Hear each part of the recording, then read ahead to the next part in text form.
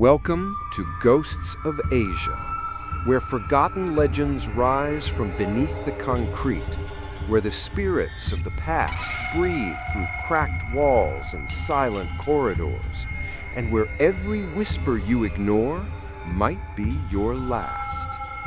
In the heart of modern Asia, amid glittering skylines and buzzing streets, there are places that were never meant to be rebuilt.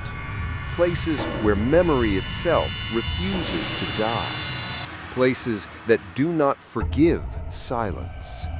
Tonight, we travel to the riverbanks of Da Nang, Vietnam, a city known for its calm beaches and sunlit charm. But beyond the tourist gloss lies a darker foundation. Beneath one luxury apartment complex, the past stirs in secret. A foreign tenant arrives seeking peace, but finds a room where sound itself is devoured and silence isn't absence, it's hunger. This is not just a ghost story, it's a warning, because sometimes the dead don't want to haunt you, they want to become you.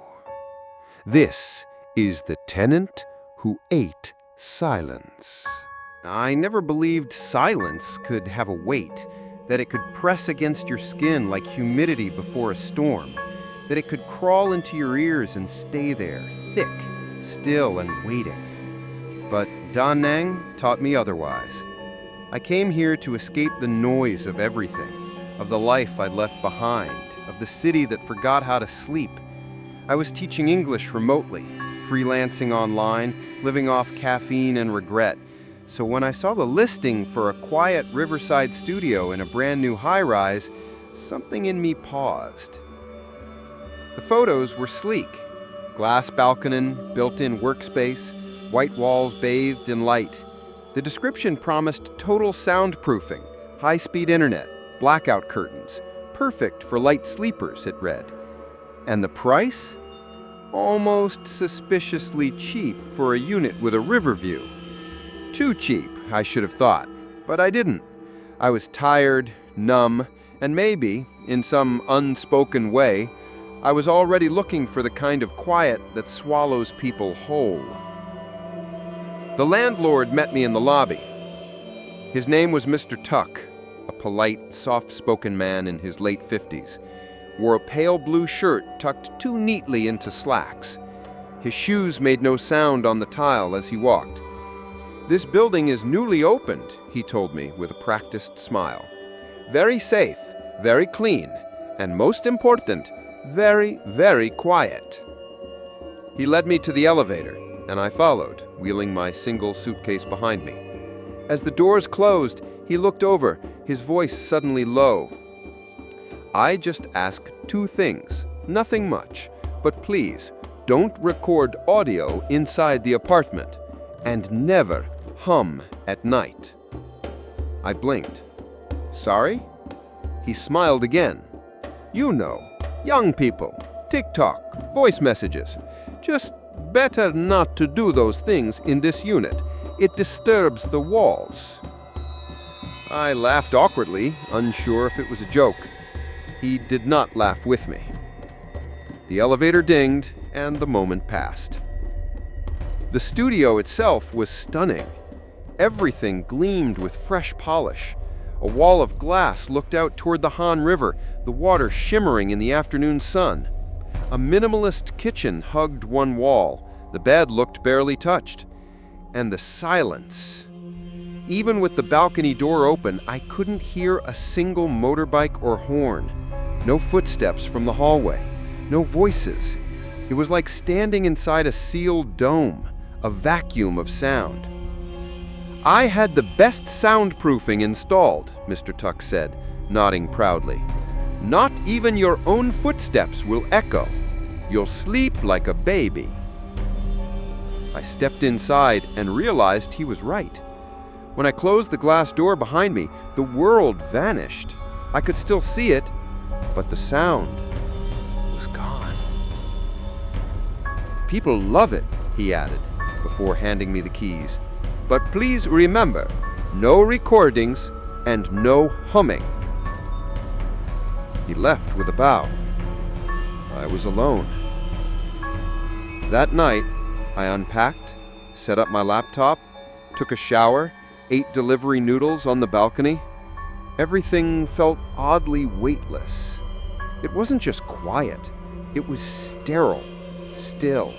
A silence so complete it felt unnatural. But I didn't mind. I'd come here for this. No shouting neighbors, no city screech, no past creeping in. Just me, the river, and the silence. I fell asleep early, wrapped in that stillness like a cocoon. At 3 a.m., I awoke. There was no sound, but there was something else. A hum. So faint it barely registered at first, like a low vibration beneath the skin. Not mechanical, not outside. It came from inside the walls. I stood up in bed, heart pulsing faster. The air was thick. I held my breath. It continued, like someone exhaling a long, wordless note. Not a tune, not music, just a hum. Soft, steady, and coming from behind the headboard. I stood and pressed my ear to the wall. It stopped. I waited. 5 seconds. 10. Nothing. Then I laughed. Sleep paralysis, maybe. Phantom sounds. It was probably the building settling or the fridge cycling. New apartments always made weird noises. Still, when I crawled back under the sheets, the silence seemed colder, like something had shifted. I closed my eyes and told myself not to overthink. The next morning I went about my routine. Coffee, emails, lesson planning, a Zoom class with one of my teenage students. Only she kept asking why I sounded so far away. "Miss, are you in a tunnel or something?" I checked my mic. Everything was normal. Tested the speakers. Fine. But when I played back the recording of the session, something was wrong. My student's voice came through clearly, but mine? Nothing. Just blank static. I frowned and tapped the mic, tried recording again. This time not even the tap came through. I switched to my phone and opened the voice recorder. Pressed the button. Testing. 1, 2. I played it back. Silence. Not even background noise.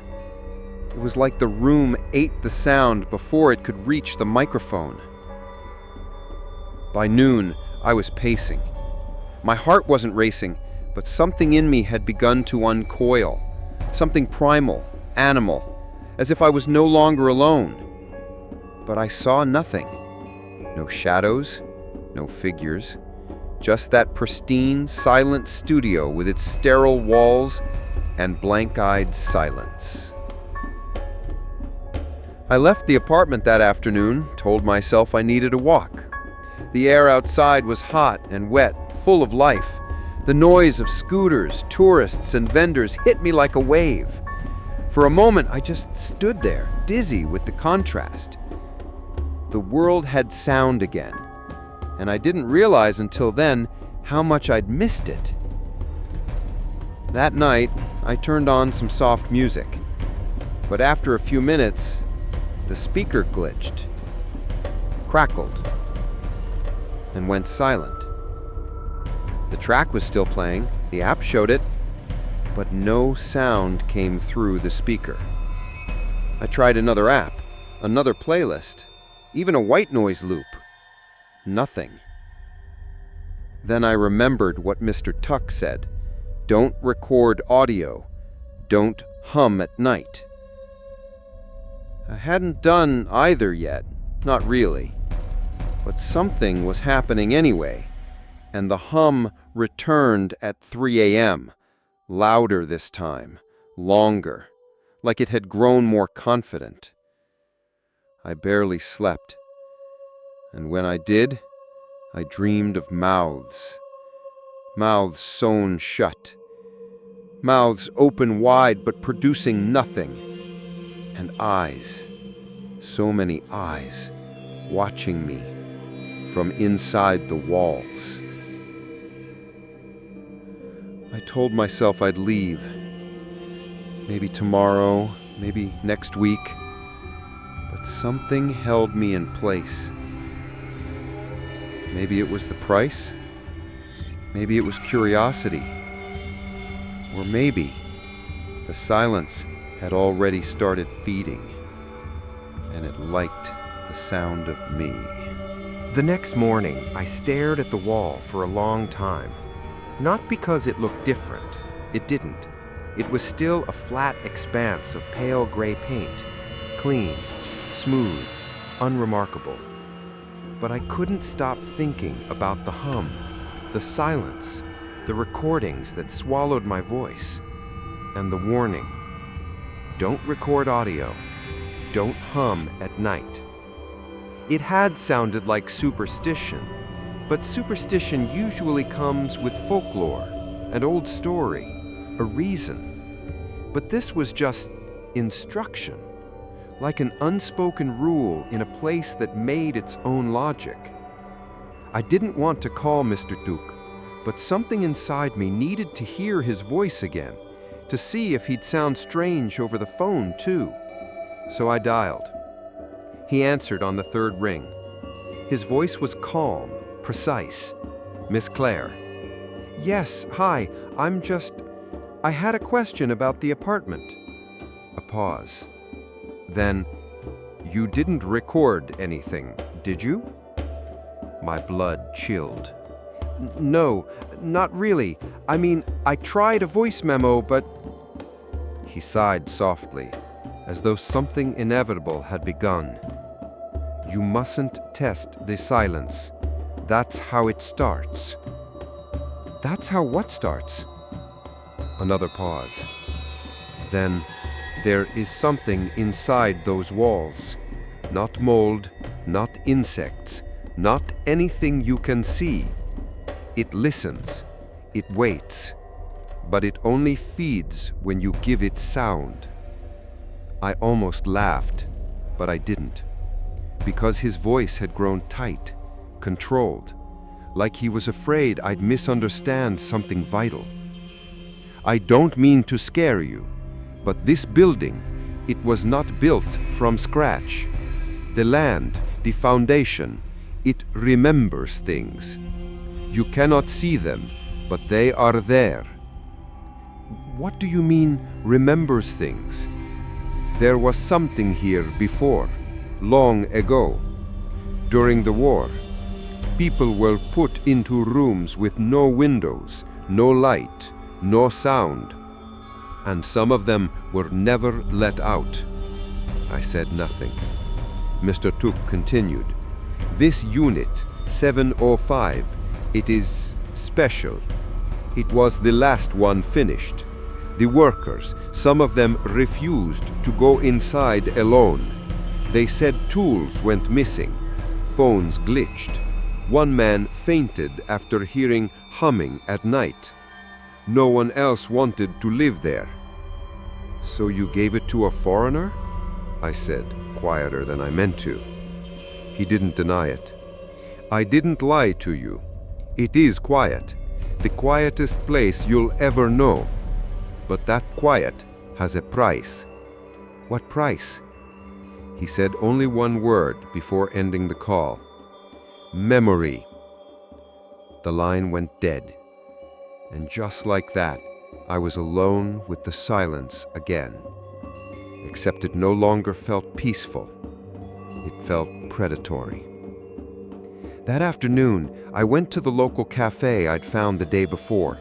I needed to be around noise, around life. The chatter of students, the buzz of scooters, the clink of glass. I pulled out my phone and searched everything I could. Da Nang Apartment 705. Apartment Ghost Stories, Vietnam. Mute ghost war legend. Soundproof bunker Da Nang. Nothing. Or worse, tourist blogs and travel guides. The past had been scrubbed clean, neatly paved over, turned into a riverside promenade with condos and bubble tea. But when I typed in Vietnamese keywords I barely understood, the search turned up something else. A blog post dated 7 years ago, titled Ma Com, the Ghost Who Cannot Scream.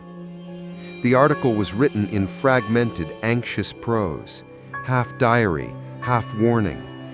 The author claimed that during the war, a secret underground facility was built near the river, meant for interrogation and isolation of suspected spies.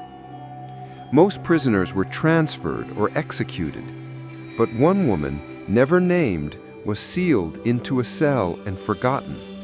Not killed, not freed, just left. There were whispers she had gone mad from silence, that she had clawed at the walls until her nails broke, that she had tried to scream and lost her voice in the echoless dark. According to the post, she became a Ma Com, a mute spirit, not just haunting, but consuming, devouring sound to fill the void of her own forgotten voice, and drawn to places where silence is perfect. She cannot be heard, only felt. When she hums, she is near. When she feeds, she leaves no trace, except silence. The blog was quickly deleted after it went viral, but someone had archived it. Thank God for the internet. And someone else had commented beneath the post. I lived in Unit 705. She came when I played music at night. I thought I was alone, but the silence, it listened. Now I hear humming when I sleep. I think my voice is next. There were no more replies. I stared at the screen for a long time, the cafe noise suddenly too loud. My own breath started to feel foreign in my chest. When I got back to the apartment, I stood outside my door for nearly 5 minutes, key in hand, listening. Nothing. Not even the whir of the elevator behind me. Like the hallway itself respected the rules. I opened the door and stepped inside. The silence hit me like a physical wave. It didn't just mute the outside world, it erased it. I tested my voice again. Hello? It felt like speaking into cotton.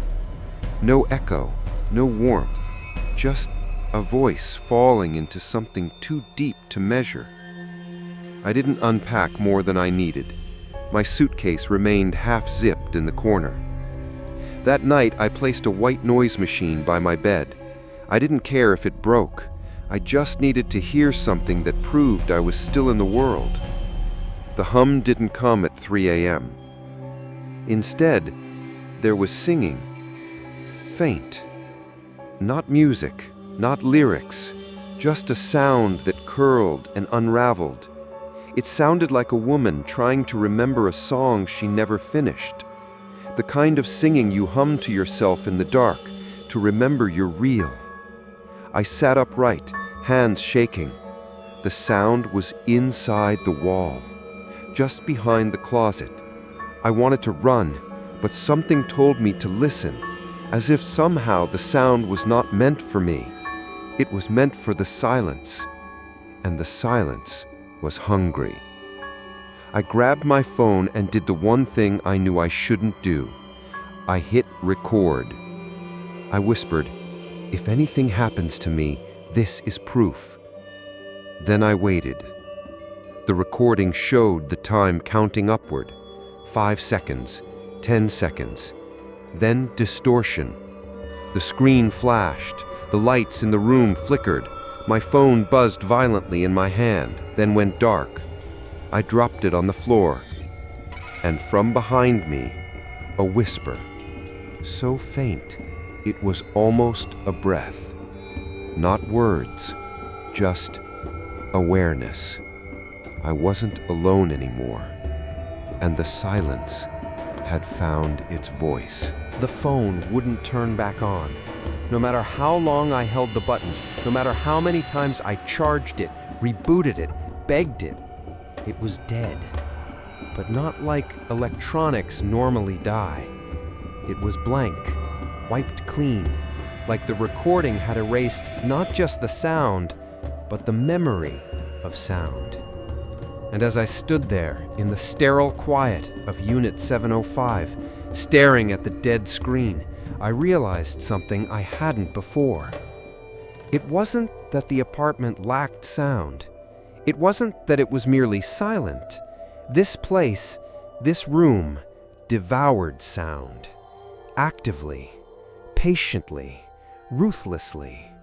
Like a mouth that didn't chew, only swallowed. I left the apartment that morning. Not for errands, not for coffee. I needed to be somewhere with noise, to feel my own voice echo, to prove I still had one. I took a cab to the beach, walked barefoot in the sand, listened to the gulls overhead. I called my mom just to hear someone say my name.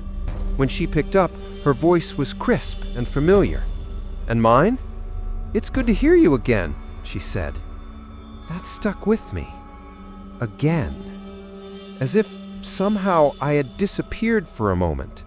Not physically, but vocally. Like my voice had gone dark and was only just now returning. I didn't tell her about the apartment, or the hum, or the walls. She would have worried. And I desperately needed to believe this wasn't something real, that I wasn't becoming part of the silence too. When I returned to the building, I saw something new. A sticky note taped to the door of the unit across the hall. It read in English, "If you hear her, don't respond." There was no signature, no explanation, just those 7 words. I looked around. No one. The hallway was still, empty, sealed. I peeled the note off the door and slid it into my pocket. Then I stepped inside my unit, and the door closed behind me like a coffin lid. I didn't sleep that night. Instead, I watched the walls. I kept the lights on, sat in the bed, knees pulled to my chest, white noise machine whirring beside me. And yet, around 3 a.m., the white noise began to fade. Slowly, almost imperceptibly, like someone was turning an invisible dial, lowering the volume, then muting it. And then came the hum. It rose from beneath the floorboards. It slid between the walls. It moved like breathless wind, curling into my ears and pressing against my skin. It wasn't loud, but it was full. It felt like someone was on the other side of the wall, leaning close, lips nearly brushing the plaster, humming a lullaby with no melody. I grabbed the sticky note and whispered the words aloud. "If you hear her, don't respond." And then I made a mistake. I whispered something else. "Who are you?" The hum stopped. Dead silence. I froze. The air was thick and unmoving. The lights flickered, and then, from inside the wall behind me, I heard it. A rustling, a shift, the unmistakable creak of weight pressing against drywall, like something turning toward me, like something listening back. I ran out of the apartment barefoot and in pajamas. I didn't care what hour it was. I pounded on the door across the hall, the one with the note. No answer. Again. The light in the hallway buzzed overhead. I reached down and slid the note under their door with trembling hands, writing on the back with a pen from my pocket. "Please, talk to me. I live in 705. Please." And I waited. 5 minutes? 10? Nothing. Until I heard a soft knock, 3 sharp taps on my door. I turned slowly. But no one was there, just the silence again, welcoming me home. The next morning, a paper slid under my door. A different handwriting, blocky, rushed. It said, "Don't stay. I tried to record her once too. I used to teach music. Now I can't even hear it. I can't even hear anything anymore. She doesn't just take sound. She takes your memory of sound, your sense of it. One by one, you'll forget how birds sound, then voices, then your own name. I stayed too long. Don't be like me." At the bottom was a single line. "Do not hum. Do not sing. Do not remember music. She hears memory." I stared at the paper until the letters blurred. This wasn't a ghost that haunted. This was a ghost that consumed.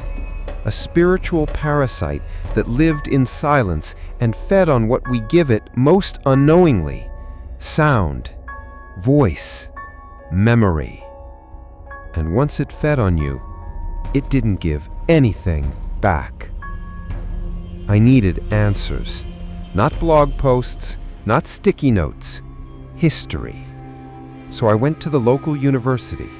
I told the librarian I was writing a piece on historical land development during wartime.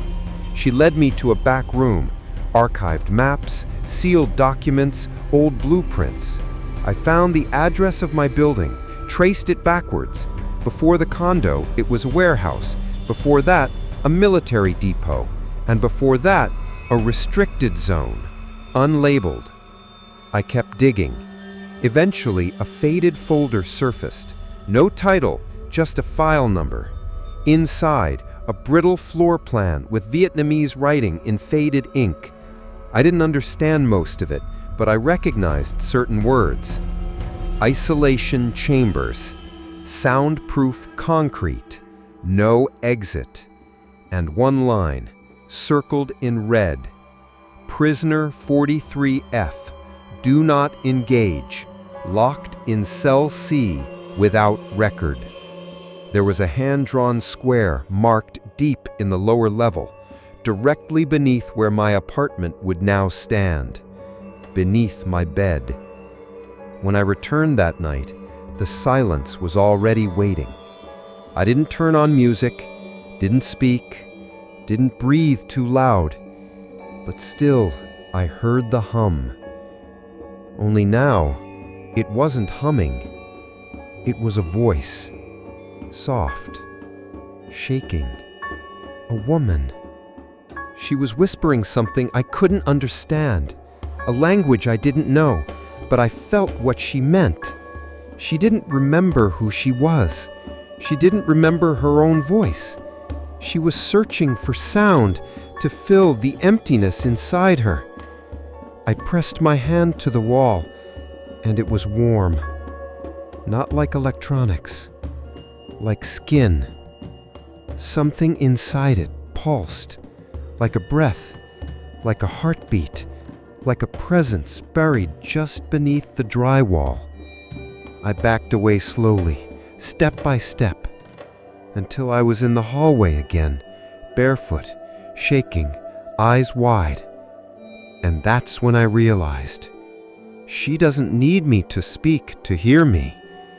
She can hear what I remember. And the more I remember the world of sound, the more she wants to take it away. It began again at 3 a.m., like always. I was already awake, curled up on the bed, knees pressed to chest, eyes wide open, refusing to blink. I didn't need an alarm to know the time anymore. My body simply knew. She came with the hour, as though tied to it, like the ticking of a clock long buried beneath the floorboards. The hum rose slowly, like fog leaking through unseen cracks. It started low, like someone pressing their lips together and breathing out gently.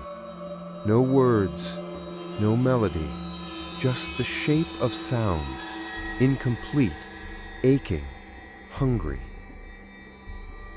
This time, it didn't stay in the wall. It moved from the floor to the ceiling, across the glass balcony, into the kitchen, then back, circling me. I didn't see her, but I felt her. The same way you feel someone staring when your back is turned. The same way a deer knows the tiger is near before the brush moves, before the breath stirs the air. She was inside the room with me, and the hum was no longer just humming, it was questioning. Almost like she was trying to remember how to speak again. I covered my ears. It didn't help. The sound wasn't outside anymore. It was inside me, in my bones, behind my teeth, in the place where memory meets thought, where language is born but never spoken. I thought of my mother's voice, my favorite song, the way laughter once echoed in college dorm rooms. And then, gone. I couldn't recall the melody. The voice blurred in my mind, like a dream unspooling the moment you wake. She was stealing it, feeding on it, piece by piece, and I was letting her in by remembering. That was the horror. She didn't need me to speak. She needed me to remember. I ran to the bathroom and slammed the door, turned on the faucet, let the water run full blast. White noise, static, anything. But after a few seconds, the water stopped sounding. It still ran. I saw it, but I couldn't hear it anymore. Silence had crept in, slowly, strategically, one sense at a time. The walls weren't just devouring external sound anymore. They were eating my ability to hear. I stared into the mirror. At first, it was just my reflection, but then I saw something behind me. Not a figure, not a face, a blur, like the air itself was trembling. And the mirror began to fog, though I hadn't breathed. Words formed, carved from condensation by unseen fingers. Sing with me. I stepped back, shaking my head. No, I whispered. But the mirror listened. The wall behind it pulsed like a living lung. Another word appeared slowly and deliberately. Remember. I grabbed a towel and wiped the glass, but the word remained. Not written in steam, written beneath it, etched into the glass, permanent, like it had always been there. I didn't sleep.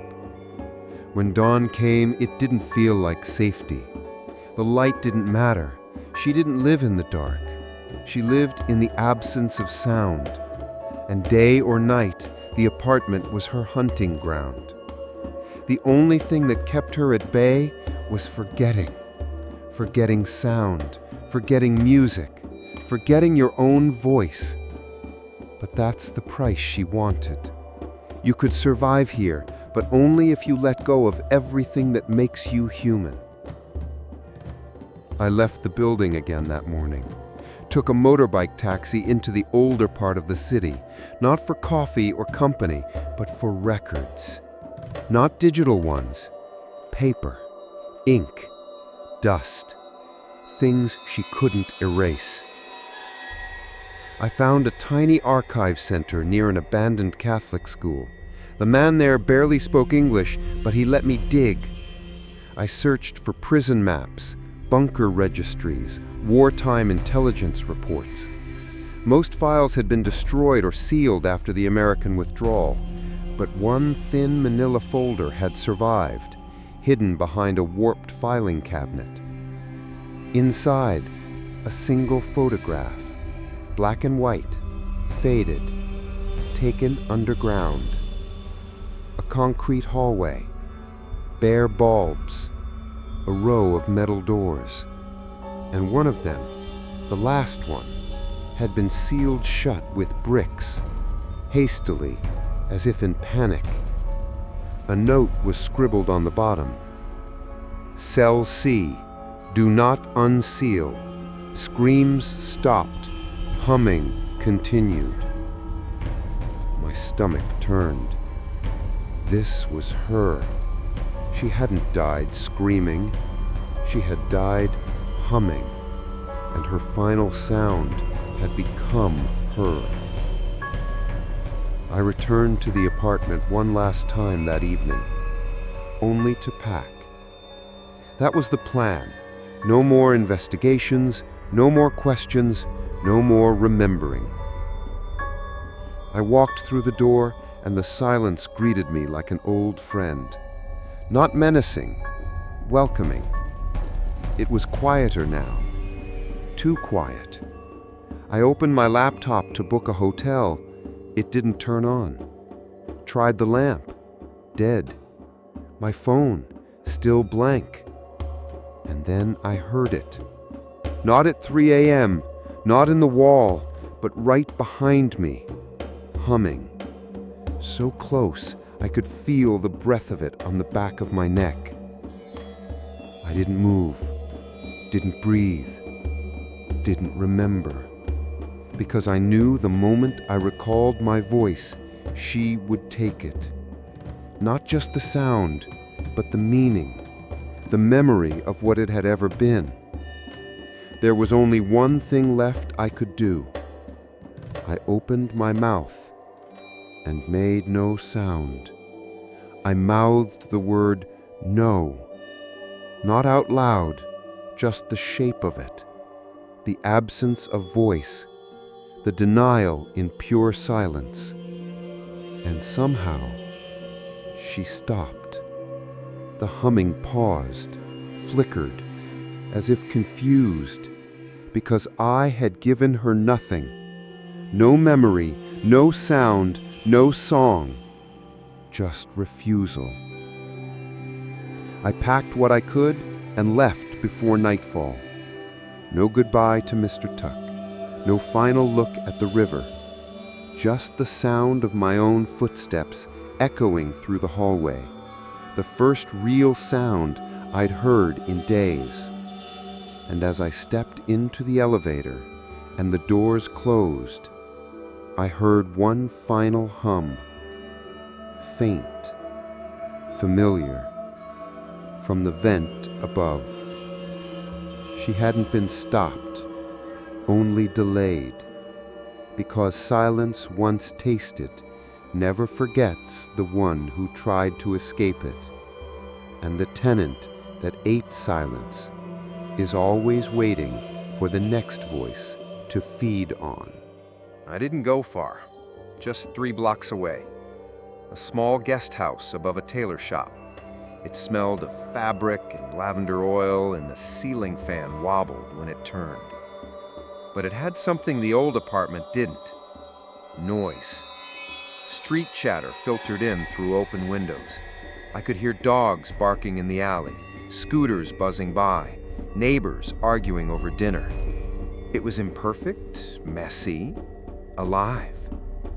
And I clung to every note of it like a life raft. The owner, an older woman with sharp eyes and a silver braid, gave me the room without asking too many questions. I told her I was a teacher, that I needed a place for a few days, that I liked sound. She didn't laugh. She just nodded and said, "Some silences are not good." I think she knew. I didn't sleep that night, but for a different reason. Not fear, not silence. Memory. Every creak of the wood, every meow from a stray cat, every distant laugh, it all felt like a song I didn't want to forget. As if she was still listening, somewhere far off, waiting for me to grow quiet again. Because silence, I now understood, was not her curse. It was her trap. The next morning, I went back, not into the apartment, but to the building, to find someone, anyone, who might speak about her. I took the elevator to the 7th floor and stood outside Unit 705. The door was closed, of course, but taped over the peephole was something new. A photo, black and white, blurry. It showed a corner of a room, a wall, plain, and from it the faint outline of a face, half-formed, as if pressed from the inside, like someone was stuck behind the wall, trying to become part of it. Below the image was a sentence scribbled in marker. She hums to remember. She feeds to forget. I stepped back. Every hair on my body stood up. Someone else had been here. Someone who understood her. Maybe someone who hadn't escaped in time. I knocked on the door across the hall, the one that had left me the notes. This time, it opened. Just a crack. A pale face peered out. Male, late 30s, eyes bloodshot, thin like a paper doll. "You stayed too long," he whispered. "I left," I said. "I didn't go back in, I swear." He studied me like he was looking through me. "You still heard her, don't you?" I didn't answer, but we both knew the truth. He opened the door wider and gestured me inside. His apartment was dim, curtains drawn. Every surface was covered in cloth or foam padding. Books lined the walls, all about frequency, spiritual hauntings, vibration, memory loss. He pointed at a table where dozens of tiny speakers sat, none plugged in. "She hears electric hums, even frequencies outside human hearing. You don't need to play sound.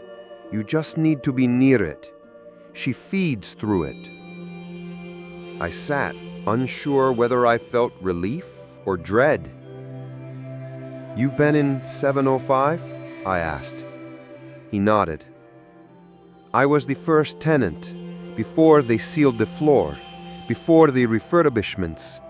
I'm the reason they started warning people." "What happened to you?" He looked away. "I used to be a music teacher. I played cello. My whole life was sound." A long pause. "Now, when I try to imagine a song, nothing comes. No pitch, not note, not even silence, just absence." His hands trembled. "She didn't just take my hearing, she took my relationship to sound." He looked at me suddenly. "She's still with you, isn't she?" I nodded. "She hums." He flinched. "You responded?" I said nothing. "You let her in." He handed me a book, leather-bound, stained. It was a handwritten journal, maybe his, maybe someone else's. The pages were filled with drawings, diagrams of apartments, sound waves, and recurring symbols. At the center of it all, a single phrase written again and again. "The Makam remembers you when you remember her." "She's not just a ghost," he said. "She's a frequency, a curse made of memory, a thing born in silence that can only survive in others who carry silence inside them." That sentence struck me. Silence inside them. I had come to Da Nang for peace, but I had brought my own silence with me. The kind you don't hear, the kind you live with. Regret, grief, loneliness. The room hadn't chosen me randomly. I was already a carrier. I asked him how to stop it. He didn't answer for a while. Then he stood, walked to the window, and pulled the curtain slightly aside. "The river," he whispered. "She's buried near it, under the concrete, under your unit. But spirits tied to trauma, they don't want revenge. They want recognition. They want their voice back." That night, I returned to my guest house, and for the first time, I heard humming. Not from the wall, from inside me. It wasn't hers. It was mine. A tune I hadn't sung since childhood. A lullaby my father used to hum when he carried me to bed. And for a moment, I panicked, because I thought, if I remember it, she'll hear it. If I sing it, she'll come again. But then I understood. That was the lie. The fear she plants. She wants you to forget your sound so she can replace it with hers. The only way to break her is to sing something that belongs to you, loudly, bravely, fully, even in the dark, especially in the dark. So I stood in that tiny guest house room, heart pounding, eyes stinging, and I sang, badly, shakily, off-key, but it was mine. And as I sang, I felt her pull back, like a shadow retreating beneath the floorboards, like she'd been denied her feeding, like she had remembered herself and she could not survive in that space. She still hums sometimes. Not every night, not at 3 a.m., just in moments when I let silence sit too long, in airports, in elevators, when I stare too long at quiet walls. But I know now how to answer her.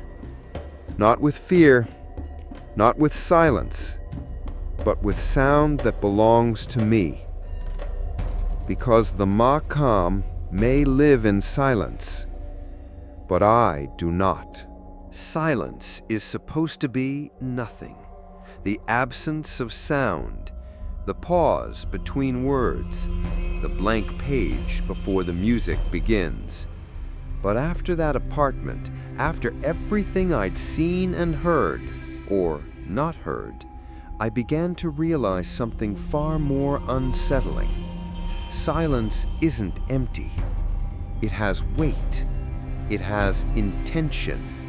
And, most terrifying of all, it has shape. I kept telling myself I was free, that I'd escaped Unit 705, that I was safe now, that the humming would fade like a bad memory. But something had come with me.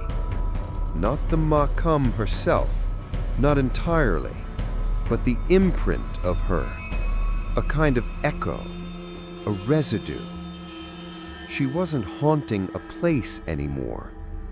She was haunting me. It started subtly. The fan in the guest house made no noise one night. Not broken, still spinning, but silent. Then the floorboards that used to creak underfoot, quiet. The barking dog in the alley, gone. People spoke around me, but their words began to blur, as if the world were slowly pressing mute. I tried to ignore it, to pretend it was stress or anxiety or just fatigue. But then I looked at my reflection, not in a mirror, in a window, and I saw it, a faint shimmer behind me. Not a shadow, not a figure, but a distortion, like heat rising from pavement, only it wasn't hot, it was cold and pulsing. I blinked. It was gone, but I felt it linger, like breath on the back of my neck, and that's when I knew She was not finished. Not yet. I returned to the man across the hall 2 days later. He didn't open the door this time, but I could hear him moving, barely, through the cracks. I pressed my palm to the wood. "She's still with me," I whispered. A long silence. Then a voice, hoarse, barely audible. "She never leaves completely. Not if you heard her hum inside your own thoughts." That chilled me, because that's exactly where it had moved to now. No longer external, no longer vibrating through the wall or the floor. The humming was within, nestled deep between memory and instinct, a parasite with no body, a song with no melody. I asked the local librarian if she knew anyone who studied Vietnamese ghost lore, specifically spirits tied to silence, to war, to prisons. She pointed me to an old monk outside the city, in a temple rarely visited now. "She remembers things," she said softly, "things the rest of us forget." That alone was enough for me. I hired a motorbike and rode into the hills. The wind was loud, my helmet buzzed, the road cracked and twisted. But I clung to the sound like a child clings to a blanket, because every time the engine roared, every time the tires cracked gravel, I felt alive, present. The silence couldn't touch me there. Not yet. The temple was carved into stone, moss-covered and ancient. The monk sat beneath a tamarind tree, eyes closed, hands resting in his lap. He didn't look surprised when I approached. He opened one eye and said, without greeting, "You brought her with you." I froze. "She sings in your mind," he continued. "That is how she survives, by nesting inside memory. She is not a ghost like the others. She is a scar left by forgetting." I sat beside him, uncertain what to ask first. "She was real?" I finally managed. He nodded slowly. "A prisoner, a spy, or so they said. They locked her away underground, in darkness, in silence, no light, no sound, no voice, until even she forgot who she was." He paused, then whispered, "When memory dies in silence, what's left becomes something else." I asked how to stop her. The monk was quiet for a long time. Then he reached into his robes and handed me a folded piece of rice paper, a drawing, a circle. Inside it, an ear. Inside that, a spiral. And within the spiral, a mouth sewn shut. Underneath, the words, "Shape the silence before it shapes you." I didn't understand until he said, "She is only powerful when you are passive, when you receive the silence. Let it consume you. But if you shape it, bend it, fill it with your own truth, she weakens. You must define the silence, or she will define you." That night, back at the guest house, I closed the windows, turned off the fan, laid flat on the floor. No distractions, no sound, just me and the hum waiting at the edges of awareness. And for the first time, I didn't resist. I let the silence enter me. I let it crawl across my skin, into my chest, into my memories. I heard her hum, slow, cracked, broken, but I didn't fight it. I didn't respond in fear. I spoke into it. I whispered my name, my childhood address, the first song I ever danced to, the name of the friend I lost, the words I never said to someone I loved. I gave the silence meaning. I shaped it into story, into identity. And she recoiled, not in rage, but in confusion, because I had remembered without feeding her. She could not feed on what was spoken aloud, only what was hidden, repressed, silent. I had taken the shape of silence and made it mine. In the stillness that followed, I heard her retreat, not vanish, not die, but pull away, like a song cut short before the chorus. And in its place, I heard my own breath again, the creak of the floor, the buzz of the light, the world returning. Silence has a shape. I know that now. And as long as you fill it with your own meaning, your own memories spoken into light, she cannot rewrite you.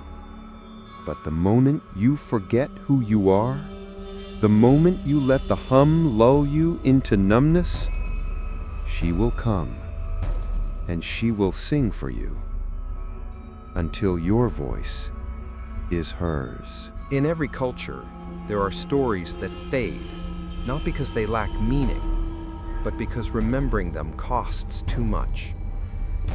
The Mar-Khum was one of those stories.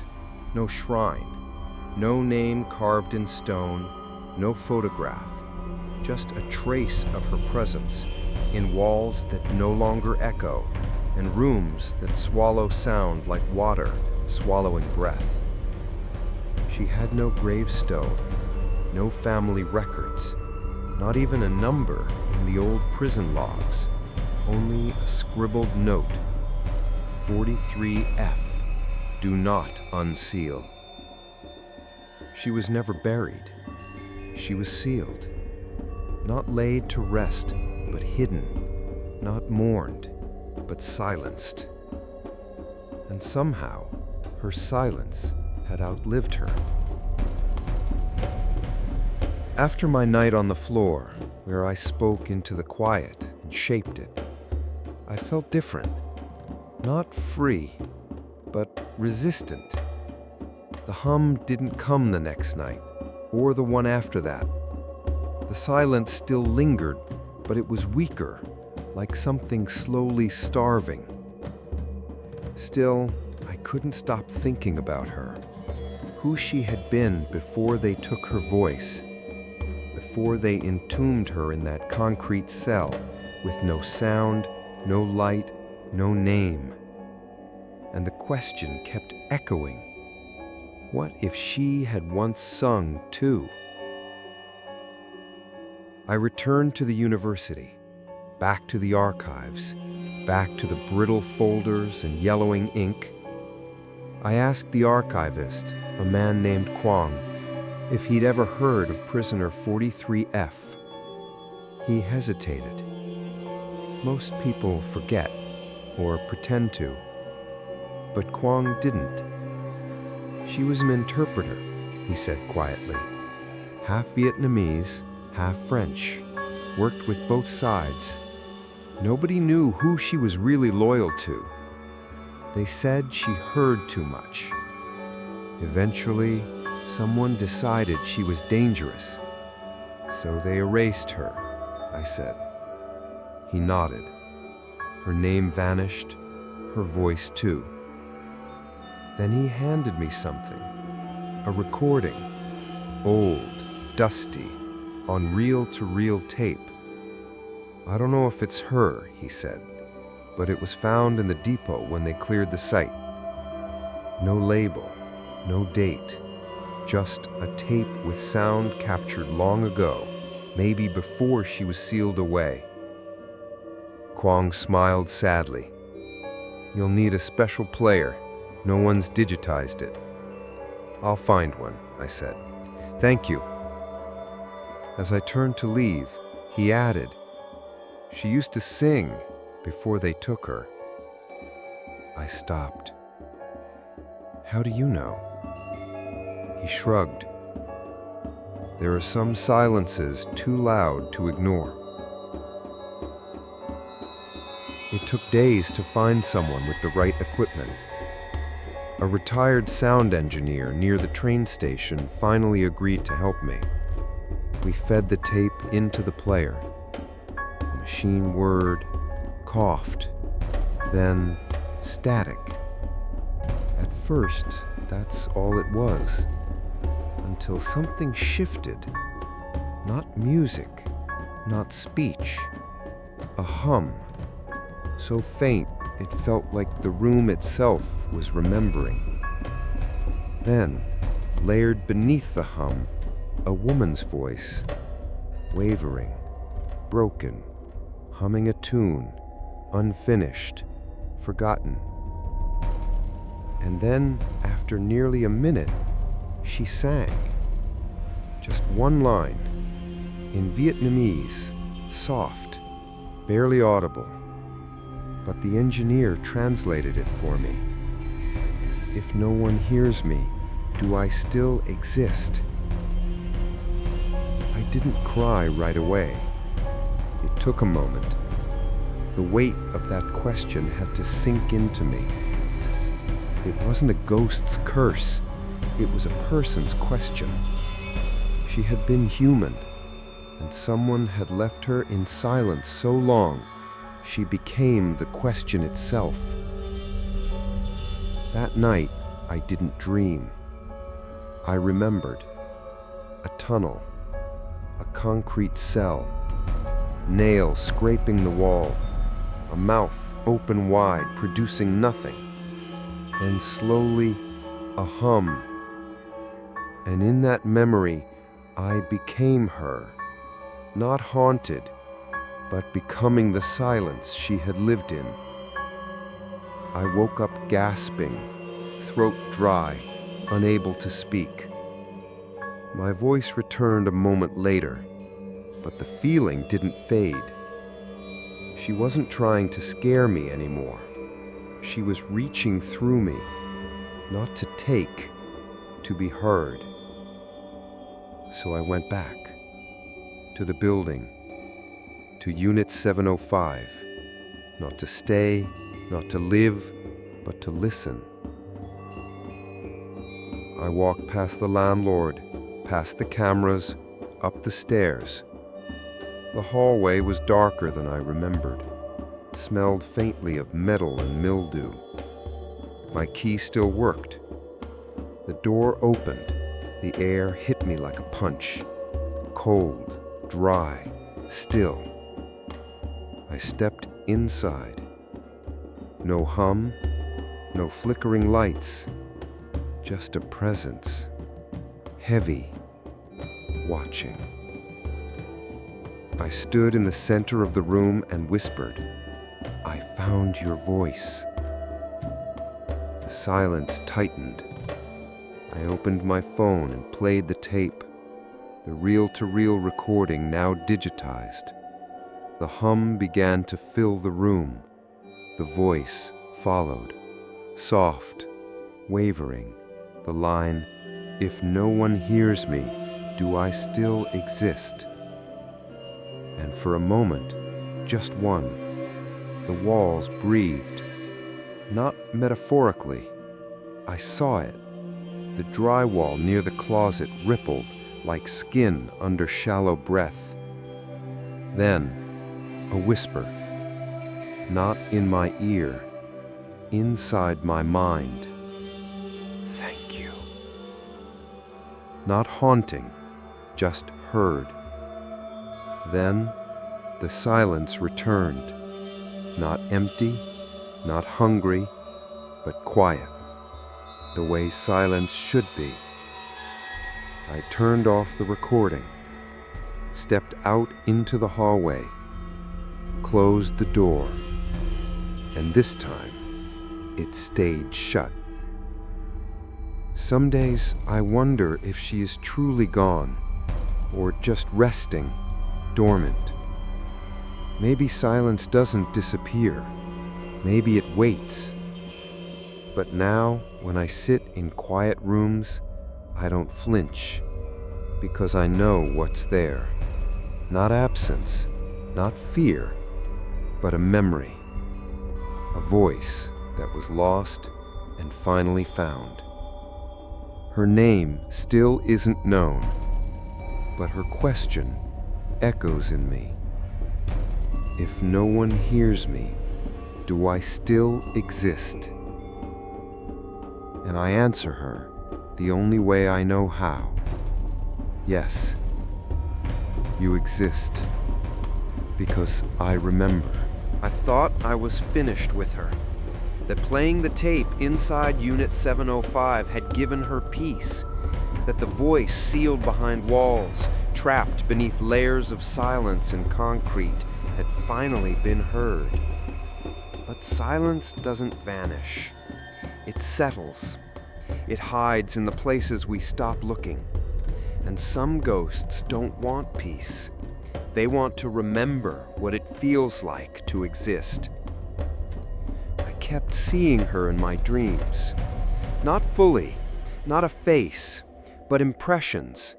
A mouth sewn shut, a hand pressing against glass, a hum stretched too long, unraveling into something more like a sob.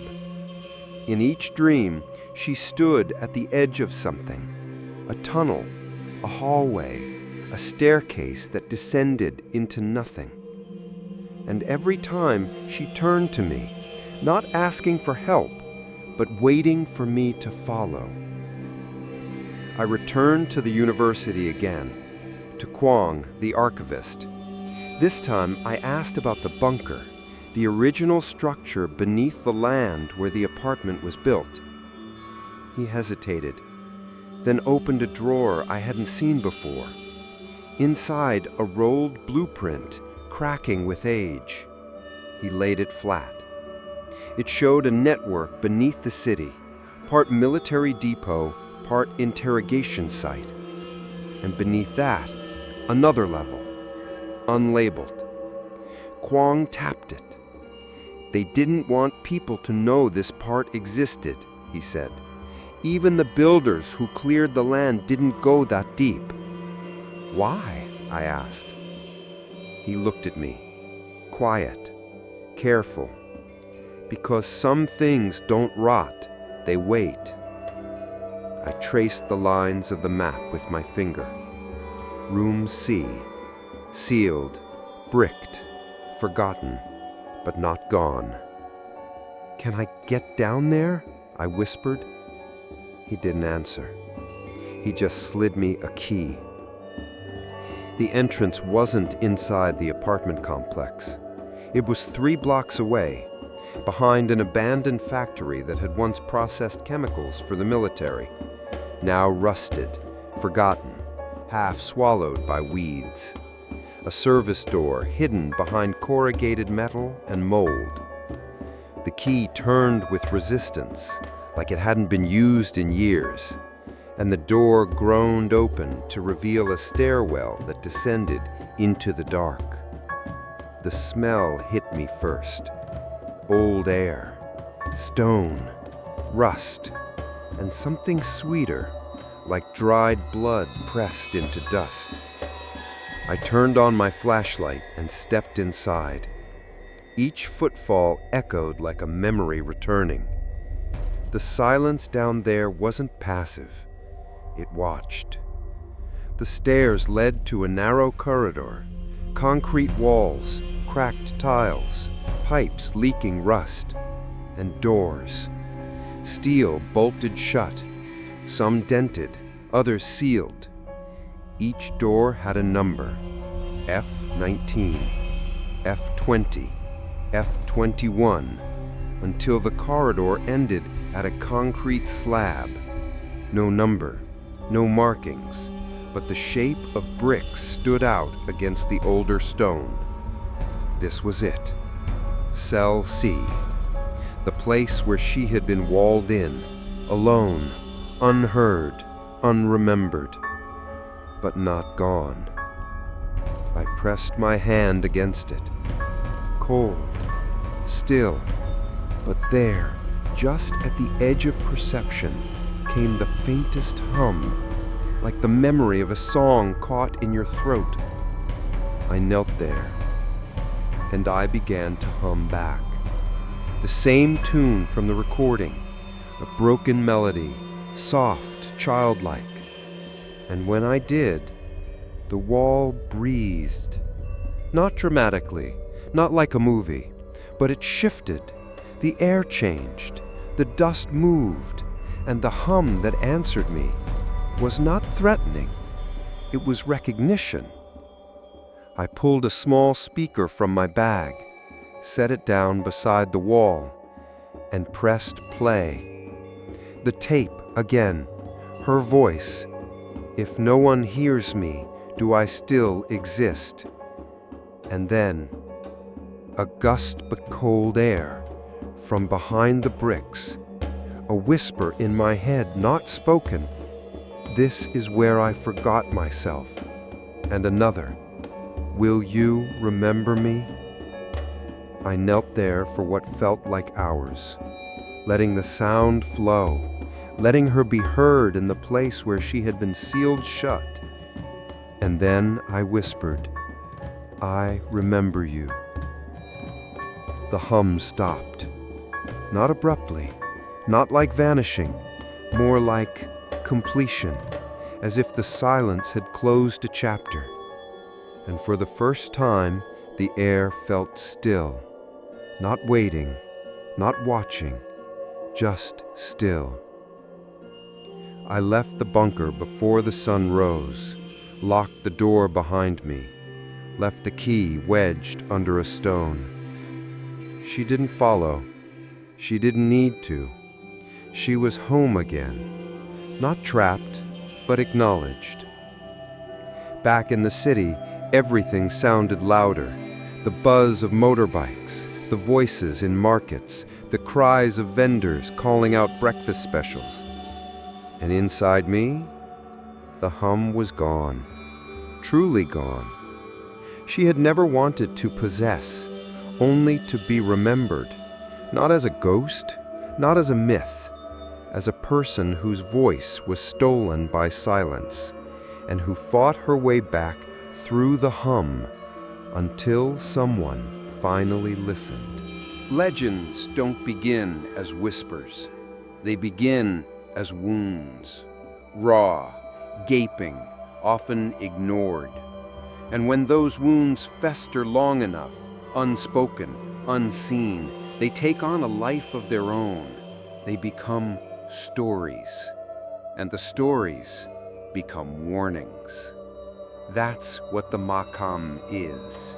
Not a specter, not a banshee, but a story born from silence so deep it reshaped a soul. And even after all I had seen, after the apartment, after the bunker, I realized I still didn't know her story, only fragments, hints. So I started looking for what the city had buried.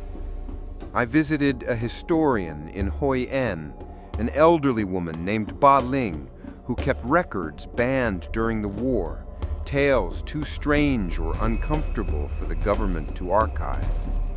When I asked her if she had ever heard of the mute ghost, her gaze didn't falter. She simply poured tea and set it down in front of me and said, "You've heard her hum, haven't you?" I nodded slowly. Her hands trembled slightly as she opened a drawer and pulled out a stack of weathered pages, bound with faded red thread.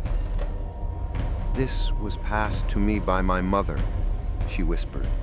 "She was a nurse during the final months of the war, stationed near the river."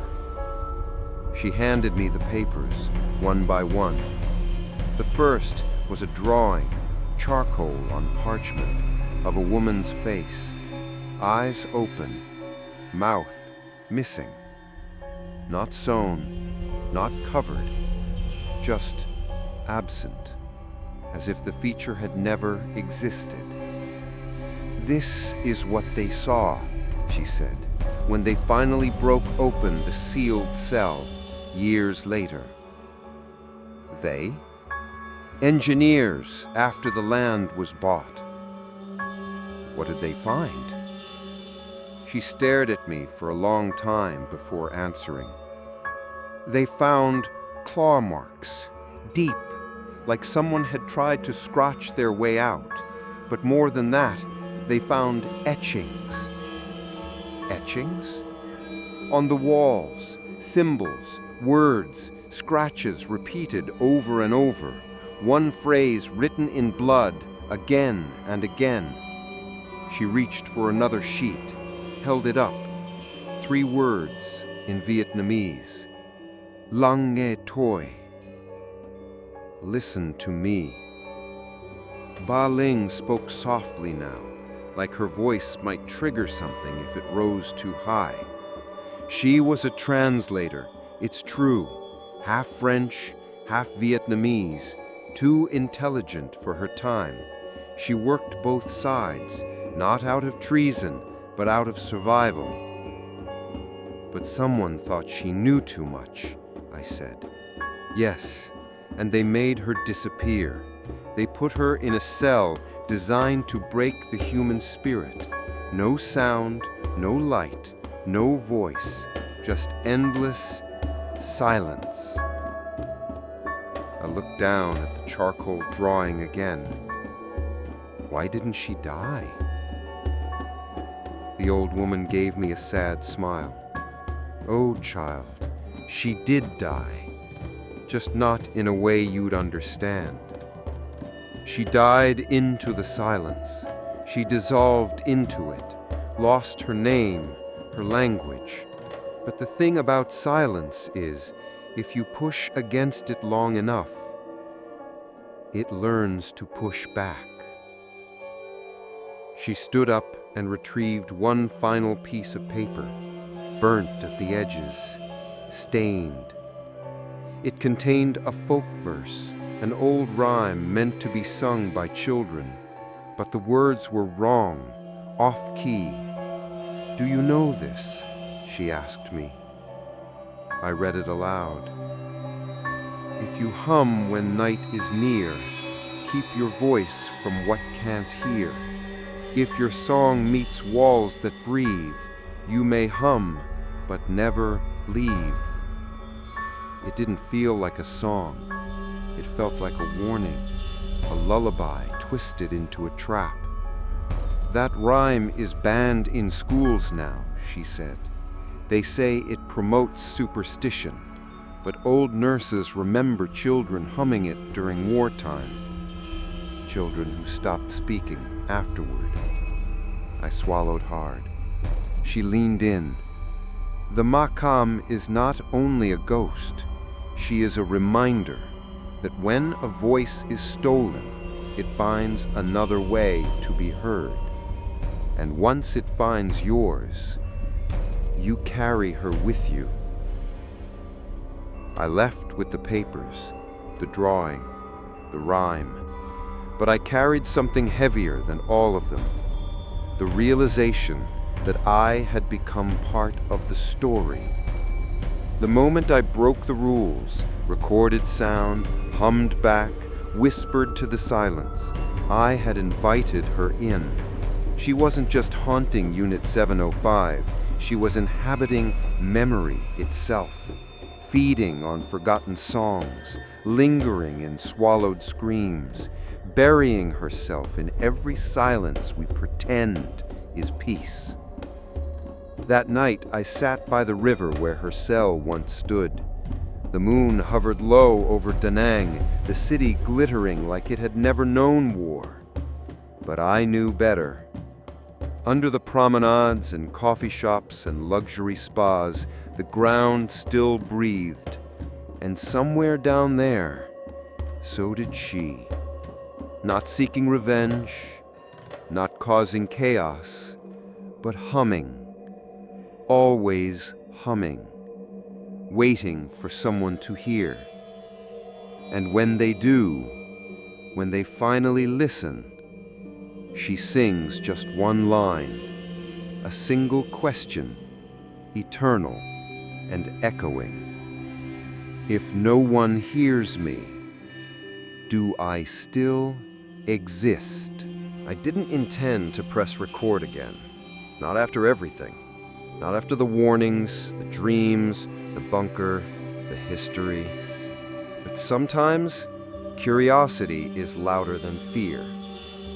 And part of me, maybe the worst part, wanted to see if it was real, if her presence, her song, her curse could be captured, even when I knew it couldn't. I was back at the guest house, safe, at least by comparison. The room felt smaller now, too quiet. And though I had returned to the world of sound, buzzing scooters, TV chatter, laughter outside cafes, inside me there was still a silence that didn't belong. It followed me. A stillness behind each word, a pause before each breath. It was subtle, but it was always there. So I set up my phone, pressed record, and said aloud, "If you're still with me, I want to understand you." I sat in silence for 3 minutes. No humming, no flickering lights, no breath on the back of my neck. Just me, alone. I stopped the recording, played it back. At first, nothing. Then came the static, soft at first, then sharp, like something crackling across a wire, trying to form shape, trying to respond. And then, beneath the distortion, barely audible, my voice, but twisted, as if another voice had spoken over mine, layered, mocking, repeating the same phrase, but off.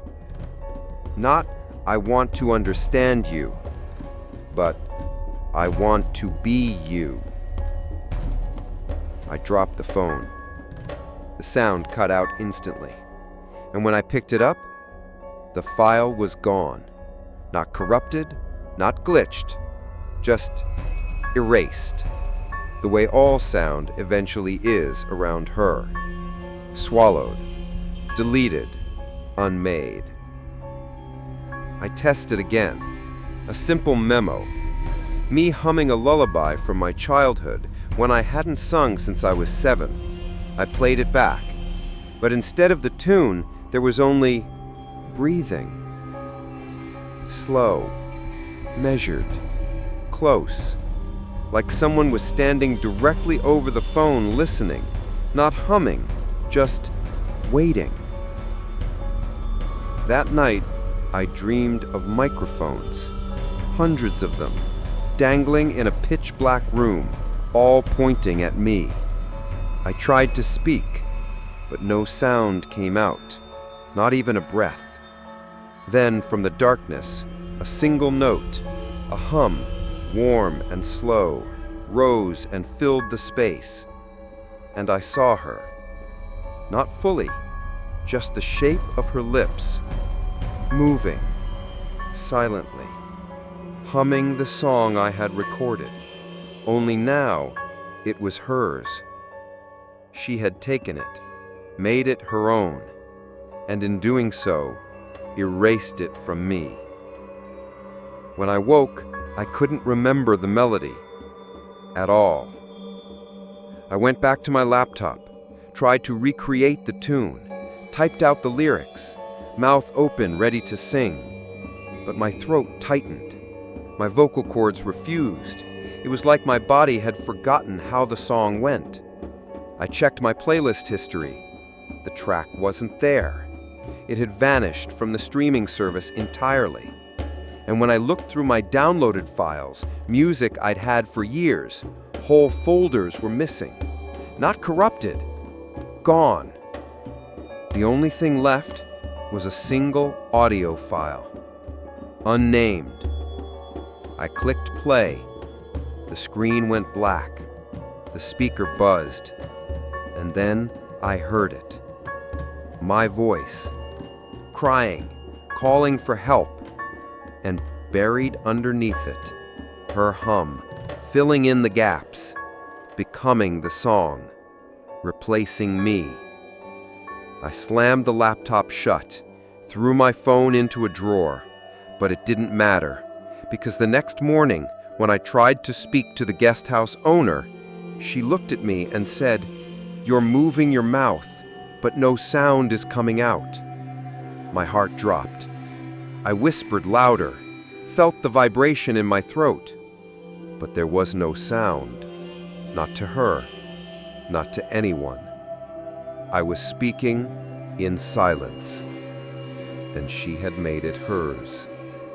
Desperate, I went to an audiologist, tried to explain everything without sounding insane.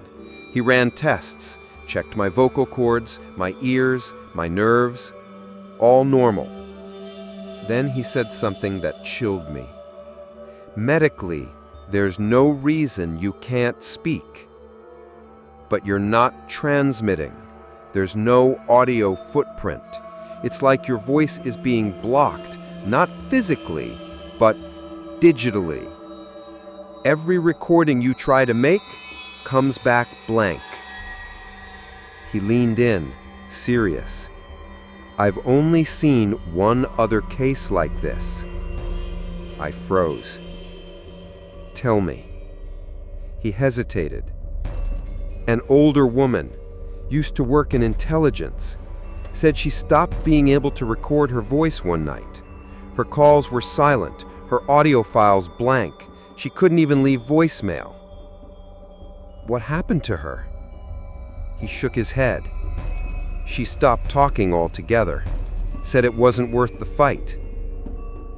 Did she hum? I asked. He blinked. Yes. That night, I sat in the dark, too afraid to speak, too afraid not to speak, because I knew what she wanted now. She didn't want to haunt me. She wanted to replace me, erase me piece by piece, song by song, word by word, until I was the one behind the wall and she was the one telling my story in my voice. I lit a candle, took out a pen, and wrote. Not digitally, not typed, ink on paper. A letter to myself, a memory, a declaration. My voice belongs to me. My silence is not yours to fill. You can hum, but you cannot become. I read it aloud. Even if no one else could hear it, I could. And for the first time in days, I felt her recoil. Not gone, but frustrated. Because stories survive in sound, but they're born in something deeper, in intention, in truth. And she could only consume what we abandoned, not what we claimed. The next morning, I tried again. Recorded myself humming, played it back. It worked. My voice, a little shaky, but mine. She hadn't won, not yet. But the recordings taught me something I would never forget. Silence has teeth. And once it bites, you must fight every day to keep what it tries to swallow. Your memories, your music, your voice. Because the Ma-Kam never truly disappears. She only waits in the blank spaces, in corrupted files, in recordings with no sound. Walls are meant to protect, to divide, to contain. But some walls do more than separate space. Some listen, some remember, and some wait. After the recordings failed, after my voice returned only in fragments, I stopped trying to document her. She wasn't a ghost you could catch in photos or audio. She was experience, transferred through silence, through memory, through fear. But the walls, they were different. They weren't passive. They were her vessel, her echo chamber, her home. I started noticing a pattern. Whenever I thought of her, truly remembered her, something shifted around me. Not big, not sudden, just subtle things. A glass rattling on the table, a cabinet door creaking open, hair on my arm rising when I passed a smooth painted wall. It didn't matter where I was, hotel, cafe, bus stop, guest house. If the wall was solid, she could find it. And if I was quiet long enough, she entered through it. One night, I sat alone in a budget hostel in Hue, the kind with chipped tile floors and one bare bulb dangling above the bed. I had been walking for days, trying to exhaust my body, trying to outrun the silence. But I was still, and that was all she needed. Around 3 a.m., the hum returned, but not in the air, in the structure. The wall behind the bed began to click.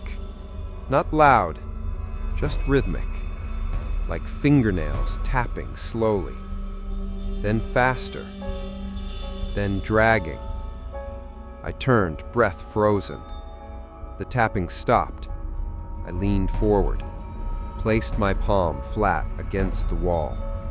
It felt cold, damp, but beneath that, pulsing, like something breathing under concrete, like lungs too long buried. Then, barely audible, I heard the words, "You remembered me." I tore my hand back, fell from the bed. The light flickered, the bulb above me dimmed, buzzing like a dying insect. And then, from inside the wall, a pressure, like something was pressing from the other side. A face began to form beneath the paint. Not fully, not even visible in the traditional sense, but the impression of features, the idea of a face. Lips, eyes, cheeks, just enough to make you feel like you were being watched by something that could not blink. And the mouth, if you could call it that, was open, but no sound came out. It was the shape of screaming in a place where screams don't survive. And then a hum, just 2 notes, long, droning, not sad, hollow. I grabbed my bag and left without checking out. Didn't wait for sunrise, didn't care about the money. The receptionist watched me leave, eyes wide. She didn't ask questions. She knew. From then on, I refused rooms with shared walls, only stayed in places with wooden dividers or open spaces or tents. If I could see the other side, I felt safer. But walls were everywhere, in cities, in train cars, in restrooms, in stairwells, and no matter where I went, she waited in them. Not always speaking, not always pressing through, but present. And if I stayed long enough, if I let myself remember too vividly, she would rise again, like steam behind paint, like breath in the drywall. I met with a spiritualist in Hoi An who specialized in lingering spirits, entities that attached not to people or places, but conditions. She said, "Your Makam is not haunting you. She is mirroring you." Mirroring? She was forgotten. Now you are afraid of being forgotten. She was silenced. Now you fear losing your voice. You and she are not so different. That unsettled me more than any ghost, because somewhere, deep down, I had known it all along. It wasn't just that she lived in the walls, she lived in me. I asked the spiritualist what I could do. Her answer was simple.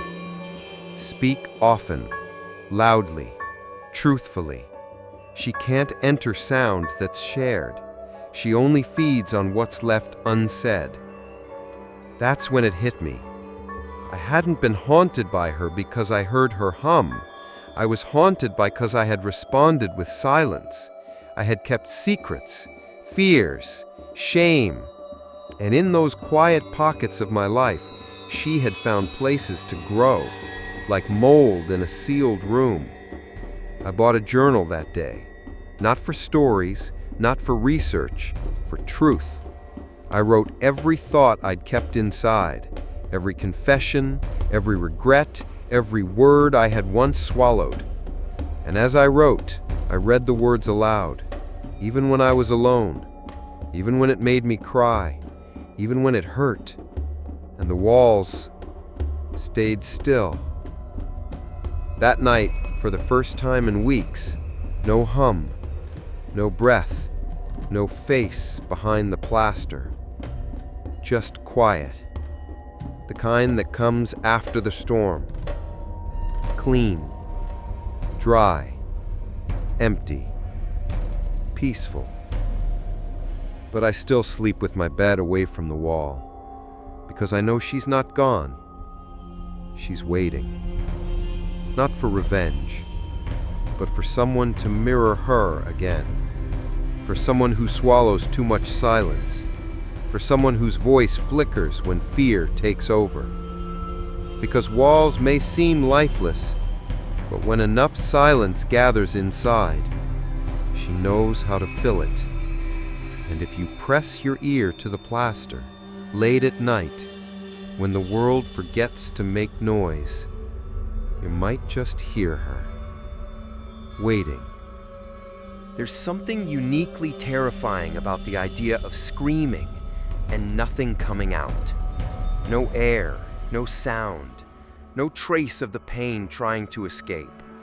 Just a mouth open wide, frozen in silence, like a statue of grief carved in invisible stone.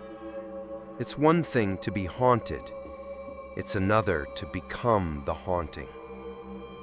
I began to understand what had happened to her. Not just that she had been locked away, not just that they took her voice, but that they took something deeper. The response, the echo, the validation that she ever existed.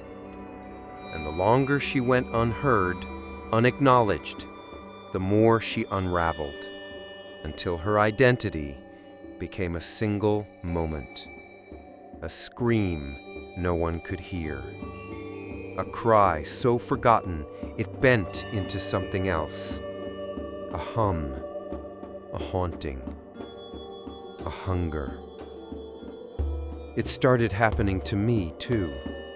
Not all at once, but slowly. One night I had a nightmare.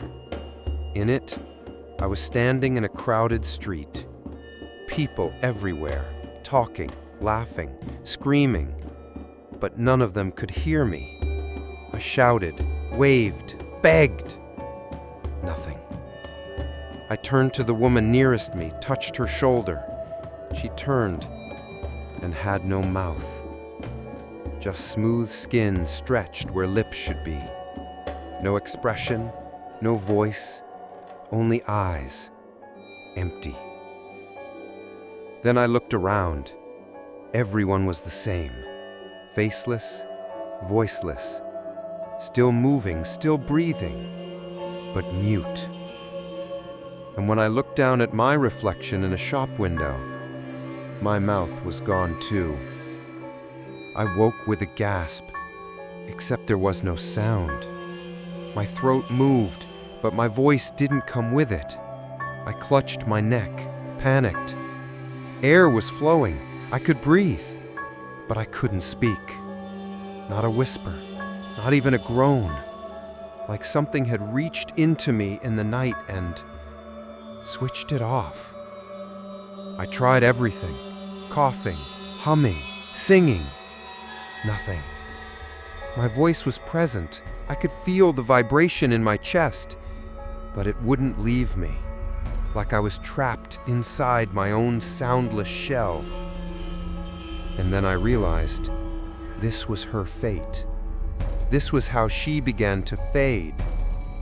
Not all at once, but voice by voice, memory by memory, until the only thing left was a scream and a wall that never answered. I ran to the mirror, opened my mouth. The shape was there, teeth, tongue, throat. But when I tried to speak, I could see it, a flicker in the glass.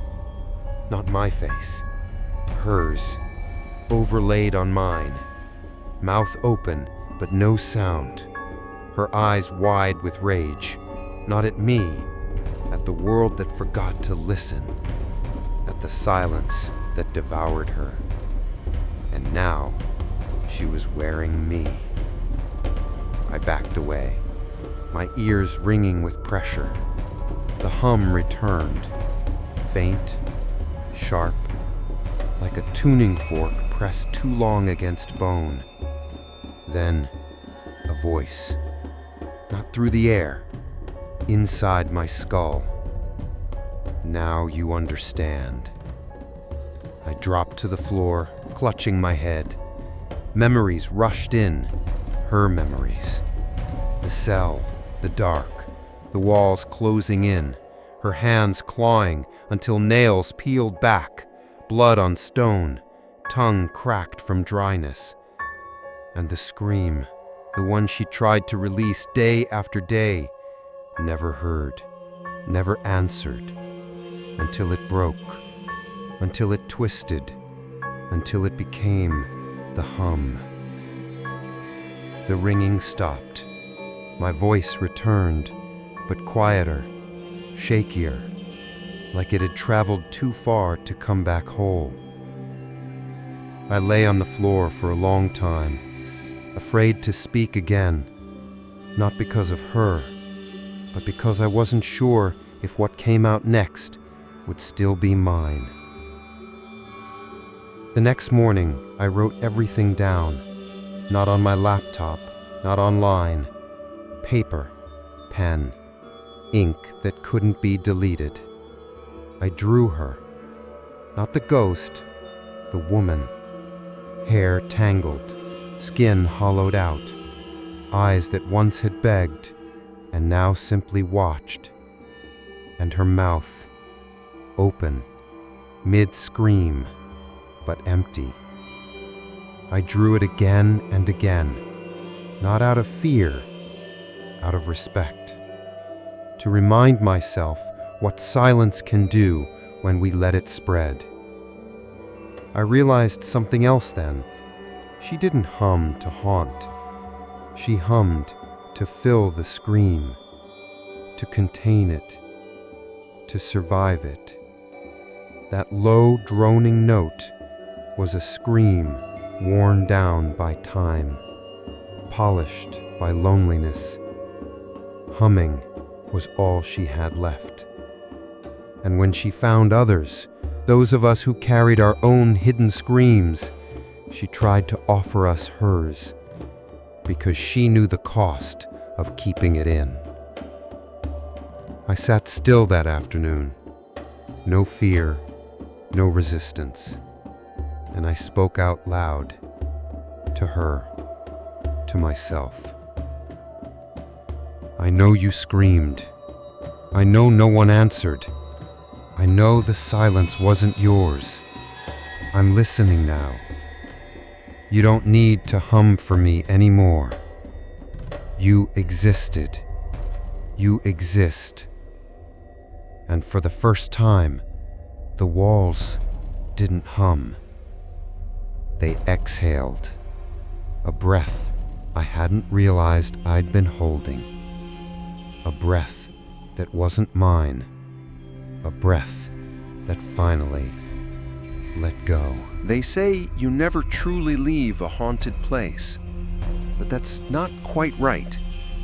Sometimes the haunted place leaves with you. It finds a corner in your mind, folds itself into your habits, and waits. Not as a ghost, but as a presence, a shape just outside the edges of thought, a silence just beneath the noise. I left the apartment long ago. I changed cities, changed phones, lived in hostels, rented rooms, avoided walls.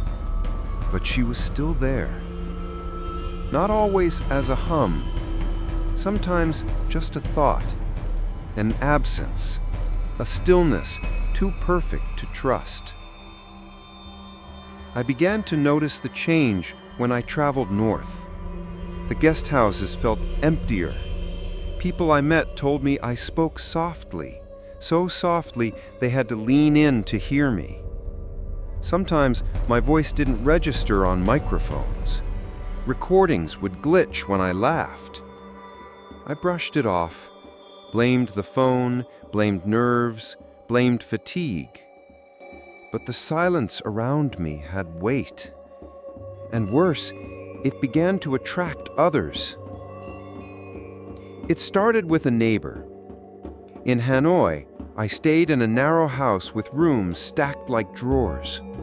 The woman next door played piano every evening. Nothing professional, just scales and lullabies. Her music spilled through the courtyard windows, comforting in its imperfection. Then one day, it stopped. I asked her why. She blinked slowly and said, "The keys make no sound anymore." I thought she meant it metaphorically, until she invited me in. She sat down, pressed a key, and there was nothing. No vibration, no note. The hammer moved, the pedal lifted, but the piano was silent. I asked if she had it repaired. She shook her head. "It works fine for others, just not for me." Her eyes flickered toward the wall between our rooms. "I think your silence is spreading." That night, I sat awake, heart pounding. Was I doing this? Was I becoming her? Not possessed, replaced. The silence didn't need to haunt the apartment anymore. It had found a tenant, a body, a voice. Me. I returned to the old spiritualist in Hoi An. She looked at me long before I said a word. Then she lit incense and whispered, "She's wearing you now." I felt sick. "Can I stop it?" She nodded, but her voice was heavy. "Only if you name it." "Her?" "No," she said. "You. You've let too much of her silence inside. It's devouring your sound, your story, your identity.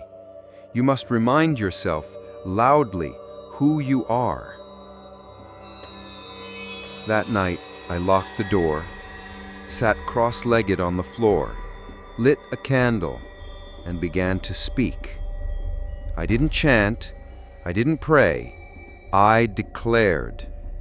"My name is Claire. I am not her. I have a voice. I remember every sound that shaped me. My silence is mine to keep or break. I am not the tenant who ate silence." I repeated it again and again until my throat hurt, until the walls pulsed, until the candle trembled. And then, a crack. Somewhere in the wall, plaster split.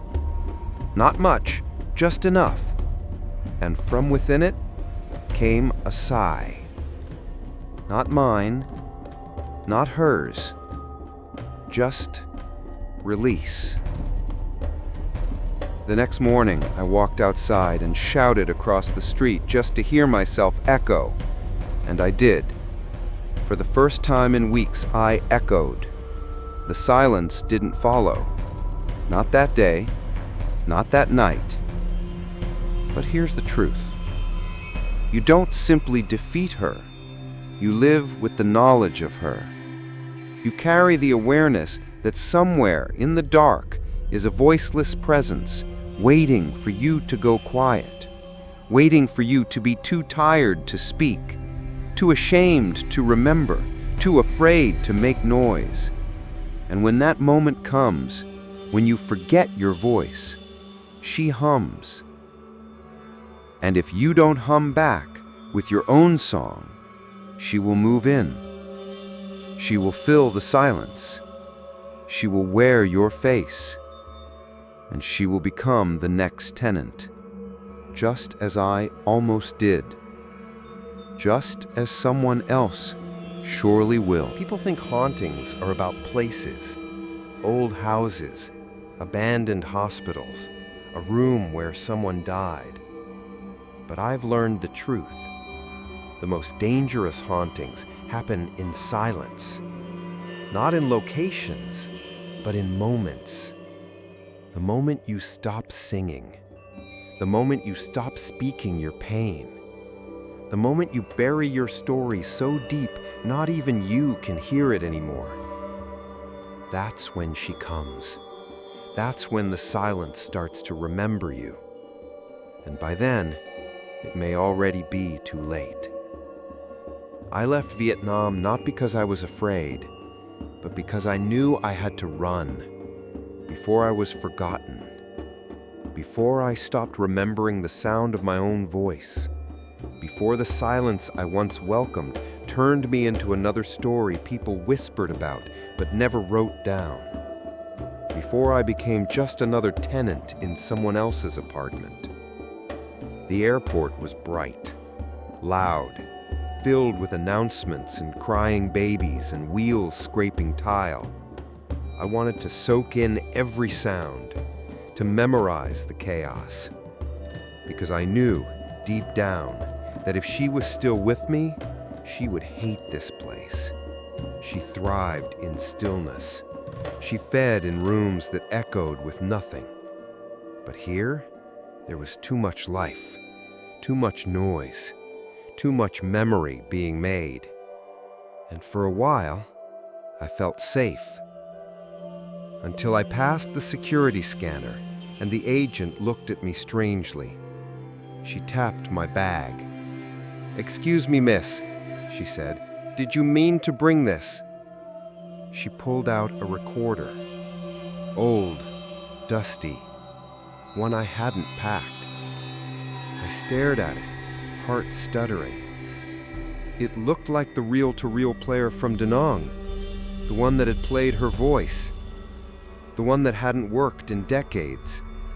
But this one was running, the wheels spinning slowly, recording nothing, recording everything. I hadn't packed it. I knew I hadn't. I looked the agent in the eye. "I don't know how that got in there." She paused, then shrugged, handed it back.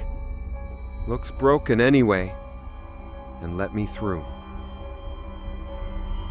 I kept it, not because I wanted to, but because I couldn't throw it away. It didn't feel like a cursed object. It felt like a reminder, a whisper tucked inside a box. Don't let the silence take you again. I moved west. New country, new language, new apartment, one with open brick and no solid walls. I chose it on purpose.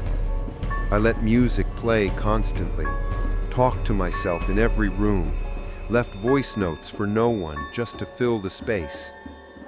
It wasn't paranoia, it was discipline, because I'd seen what happened when silence won. I'd lived in its dilly, and I never wanted to go back. But still, some nights when I lie awake and the wind dies down and the fridge hums itself into rest and the city forgets to breathe, I feel it again. The flattening of sound, the way the air stills, the weight pressing against the walls.